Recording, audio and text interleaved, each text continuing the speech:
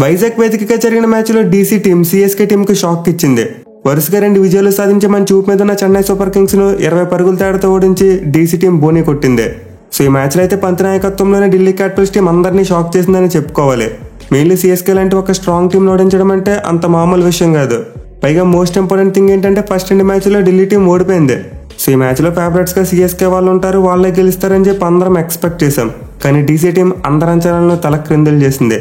సాగర తీరాన్ని సిఎస్కే టీంను షేక్ చేసి ఒక అదిరిపోయే విక్టరీ కొట్టారు. అయితే మ్యాచ్ యొక్క రిజల్ట్ పక్కన పెడితే మాత్రం చివరిలో ఫ్యాన్స్ కి మామూలు ఐఫిస్ట్ కాదు. ఎస్పెషల్లీ సిఎస్కే టీం ఓడిపోతుందని తెలిసినా సరే మామూలుగా అత్తరు చేయలేదు. అండ్ దీనికి one and only reason MS Dhoni batting. So CSK team first 2 మ్యాచ్లు ఆడినప్పుడు వాళ్ళ హోమ్ క్రౌడ్ కు ధోని బ్యాటింగ్ చూసి అదృష్టం దొరకలేదు. కానీ వైజాగ్ ఫ్యాన్స్ ఎంత లక్కీ అంటే ధోని బ్యాటింగ్ లైవ్ లో చూసే అవకాశం దొరికింది. Most importantly Dhoni batting pure vintage. అసలు అతను షార్ట్స్ ఆడుతుంటే గూస్ బంప్స్ వచ్చాయి. మరీ ముఖ్యంగా కవర్స్ పై నుండి కొట్టిన 6, అలాగే లాస్ట్ బాల్ కు 6 కొట్టి మ్యాచ్ ని ఫినిష్ చేయడం నిజంగా నెక్స్ట్ లెవెల్లో ఉన్నాయి. సో సిఎస్కే టీం మ్యాచ్ ఓడిపోయిన ధోని చివరిలో బ్యాటింగ్ వచ్చి 232 స్ట్రైక్ రేట్ తో 16 బంతుల్లోనే 37 పరుగులు చేశాడు. మెయిన్లీ చిన్న క్యామ్ ఇన్నింగ్స్ అతను 4 4లు మరియు 3 6లు కొట్టాడు. సో ఈ మ్యాచ్ ఫలితంతో సంబంధం లేకుండా ధోని వింటేజ్ బ్యాటింగ్ చూశారు కాబట్టి ఖచ్చితంగా వైజాగ్ క్రౌడ్ అందరికీ పైసా వసూలు అని చెప్పుకోవచ్చు. ఎనివే ధోని బ్యాటింగ్ చేయడం వల్ల వచ్చిన ఎక్సైట్మెంట్ ను పక్కన పెడితే డీసీ టీం ఆడింది భయ్యా నిజంగా అత్తరు కొట్టేశారు. అసలు వాళ్ళ బ్యాటింగ్ చూసుకున్న బౌలింగ్ చూసుకున్న pure domination. Especially DC bowlers power ప్లేలో సిఎస్కే బ్యాట్స్మెన్ లిటరల్లీ వణికించారని చెప్పుకోవాలి. సో ఈ మ్యాచ్లో అయితే డీసీ టీంలో ఇండియన్ ఫాస్ట్ బౌలర్స్ అసలు ఎవరి వాళ్ళకి అందని విధంగా అద్భుతమైన బౌలింగ్ చేశారు. అయితే వాళ్ళ బౌలింగ్ గురించి డీటెయిల్ గా మాట్లాడుకునే ముందు అసలు వాళ్ళ బ్యాటింగ్ ఎలా ఉందో చూద్దాం. సో ఈ మ్యాచ్లో అయితే ఢిల్లీ క్యాపిటల్స్ టీం టాస్ గెలిచి ముందుగా బ్యాటింగ్ తీసుకున్నారు. అండ్ ఇదైతే little bit surprising. Dew factor ఉంటుంది, చేసింగ్ అయితే బెటర్ అనుకున్నాం. బట్ వాళ్ళ బ్యాటింగ్ చూసాక ఒక ప్రాపర్ ప్లాన్ తో ముందుగా బ్యాటింగ్ తీసుకున్నారని అర్థమైంది. అయితే వాళ్ళ టీంలో చూసుకుంటే మాత్రం కొన్ని చేంజెస్ జరిగాయి. మనం చెప్పుకున్నట్టు పృథ్వీ షాని తీసుకొచ్చారు. అయితే సర్ప్రైజింగ్ థింగ్ ఏంటంటే ఈ మ్యాచ్ లో కుల్దీప్ యాదవ్ వచ్చిన ఇంజరీ కారణంగా బయటికి వెళ్ళాడు. సో ఢిల్లీ టీం అయితే అతని ప్లేస్ లో ఇషాంత్ శర్మని తీసుకొచ్చారు. అండ్ వాళ్ళైతే ప్యూర్లీ ఒక స్పిన్నర్ తో ఈ మ్యాచ్ లోకి బరిలోకి దిగారు. మెయిన్లీ వాళ్ళు ముందు బ్యాటింగ్ చేస్తున్నా సరే 4 స్పెషలిస్ట్ పేస్ బౌలర్స్ ని వాళ్ళ టీంలో పెట్టుకున్నారు. సో దీన్ని బట్టి అర్థం చేసుకోవచ్చు డీసీ టీం తమ బ్యాటింగ్ విషయంలో ఎంత గట్టిగా ప్లాన్ చేశారనేది. ఇక సిఎస్కే టీం విషయానికి వస్తే వాళ్ళు ఎలాంటి మార్పులు చేయలేదు, బట్ వాళ్ళ ఆటలో మాత్రం చాలా మార్పు వచ్చింది. మెయిన్లీ మ్యాచ్ పవర్ ప్లేలో సిఎస్కే బౌలర్స్ ఒక్క వికెట్ కూడా తీయలేకపోయారు. సో డీసీ టీం వాళ్ళ కొత్త ఓపెనింగ్ పేరైన డేవిడ్ వార్నర్ మరియు పృథ్వీ షాతో బరిలోకి దిగారు. మెయిన్లీ పృథ్వీ షా చూసుకుంటే చాలా లాంగ్ గ్యాప్ తర్వాత రీ ఎంట్రీ ఇచ్చాడు. అండ్ అతని బ్యాటింగ్ అయితే ఇనిషియల్ గా కొంచెం అటు ఇటు అనిపించిన తర్వాత మాత్రం చాలా బాగా పిక్ అయ్యాడు. In fact DC opener first overs లో ఎక్కువ రన్స్ కొట్టలేదు, 10 పరుగులు మాత్రమే చేశారు. బట్ ఎప్పుడైతే డేవిడ్ వార్నర్ 3వ ఓవర్లో చాహర్ బౌలింగ్ లో ఒక 6 కొట్టాడో అప్పటి నుండి వాళ్ళ దూకుడు స్టార్ట్ అయింది. మెయిన్లీ 5వ ఓవర్లో అయితే డేవిడ్ వార్నర్ రెచ్చిపోయాడు, 2 4లు మరియు ఒక 6 కొట్టాడు. అలాగే పవర్ ప్లే లాస్ట్ ఓవర్లో చూసుకున్న 4 4లు వచ్చాయి. అండ్ వీటిలో పృథ్వీ షా హ్యాట్రిక్ 4s ఉన్నాయి. సో ఫస్ట్ 4 ఓవర్లలో డీసీ టీం 6 రన్ రేట్ తోనే బ్యాటింగ్ చేసింది. బట్ నెక్స్ట్ ఓవర్స్ లో చూసుకుంటే వాళ్ళకి ఏకంగా 38 రన్స్ వచ్చాయి. దీంతో టీం పవర్ ప్లేలో ఒక వికెట్ కోల్పోకుండా 62 పరుగులు చేసింది. ఈవెన్ మిడిల్ ఓవర్స్ లో చూసుకున్న వాళ్ళ దూకుడు తగ్గలేదు. మెయిన్లీ జడేజాని టార్గెట్ చేసి చాలా ఎక్కువ రన్స్ కొట్టారు. సో డీసీ ఓపెనర్స్ అయితే చాలా కాలం తర్వాత తమ రేంజ్ కి తగ్గట్టు బ్యాటింగ్ చేశారు. ఫస్ట్ వికెట్ ఏకంగా 93 పరుగులు జోడించారు, అది కూడా కేవలం 9.3 ఓవర్స్ లోనే.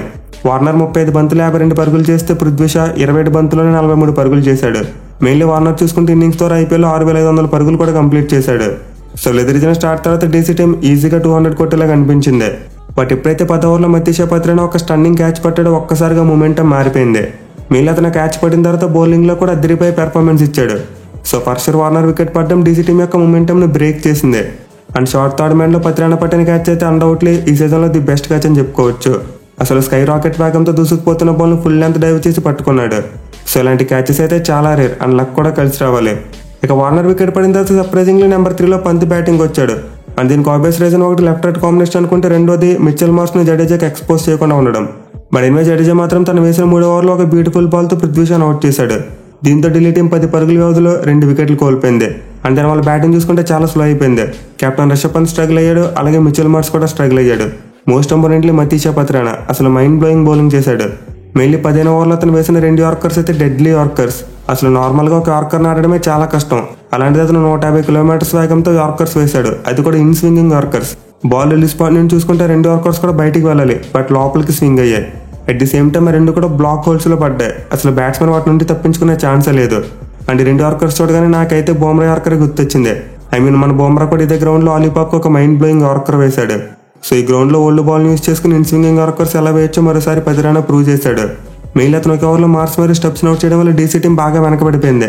ఇన్ఫాక్ట్ ఒకనొక టైంలో పంత్ కేవలం 23 బంతులు 23 పరుగులు మాత్రమే చేశాడు.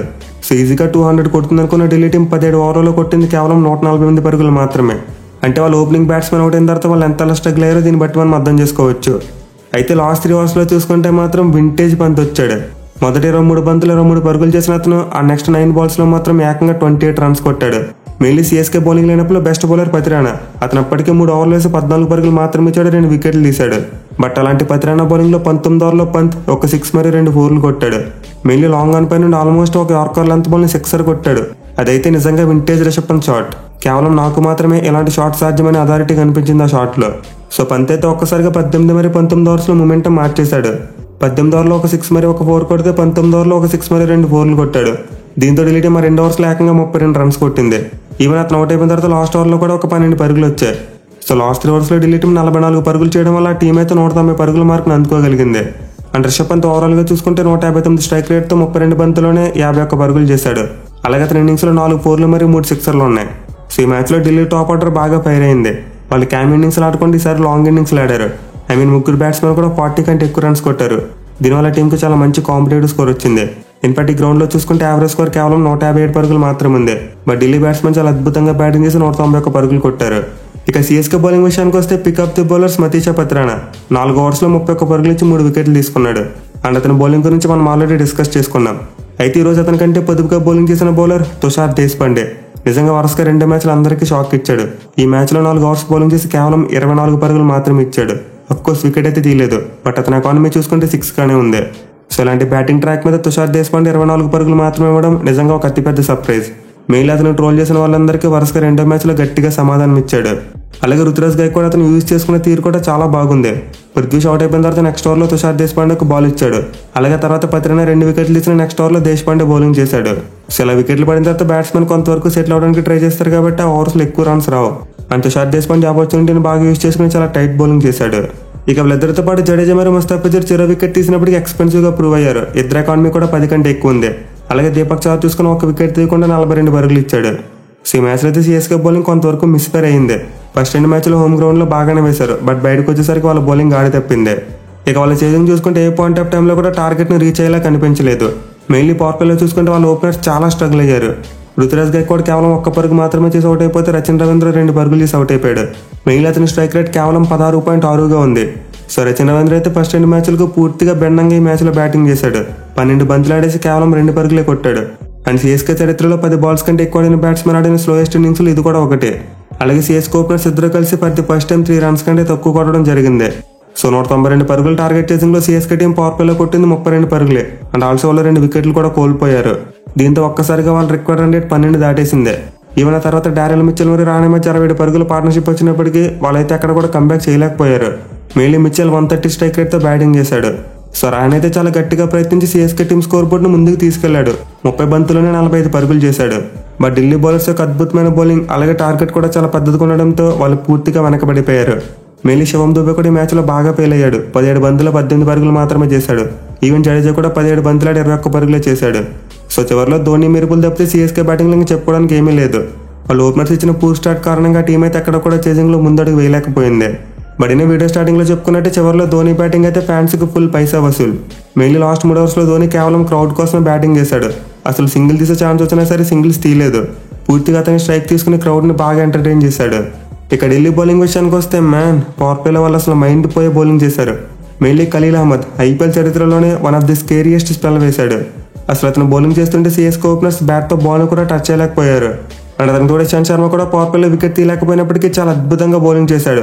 సో ఇద్దరు లెఫ్ట్ రైట్ కాంబినేషన్ అయితే డీసీ టీంకు పవర్ ప్లేలో చాలా బాగా వర్కౌట్ అయింది. ఎస్పెషల్లీ ఖలీల్ అహ్మద్ పెట్టిన ప్రెజర్ని అయితే సిఎస్కే ఓపెనర్స్ ఎక్కడ కూడా తట్టుకోలేకపోయారు. అతను బౌలింగ్లో బ్యాటింగ్ చేయడం కంటే అవుట్ అయిపోయి వెళ్ళిపోతే బెటర్ అన్నట్టు సాగిన సిచ్యువేషన్. సో ఖలీల్ అహ్మద్ అయితే తన ఫస్ట్ 3 ఓవర్లో 9 పరుగులు ఇచ్చి 2 వికెట్లు తీశాడు. బట్ చివరిలో ధోని తన లాస్ట్ ఓవర్లో 12 రన్స్ కొట్టడం వల్ల ఓవరాల్గా 21 రన్స్ ఇచ్చాడు. ఇక అతనితో పాటు మిడిల్ అండ్ డెత్ ఓవర్స్లో ముఖేష్ కుమార్ అద్భుతమైన బౌలింగ్ చేశాడు.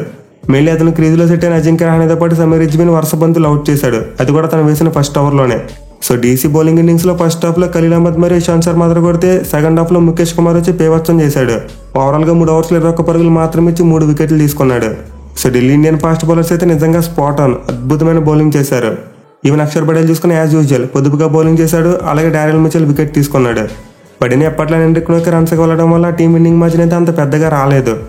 వాళ్ళ మ్యాచ్ మొత్తం చాలా స్ట్రాంగ్ పొజిషన్లో ఉన్నప్పటికీ కేవలం 20 పరుగుల తేడాతో మాత్రమే గెలిచారు.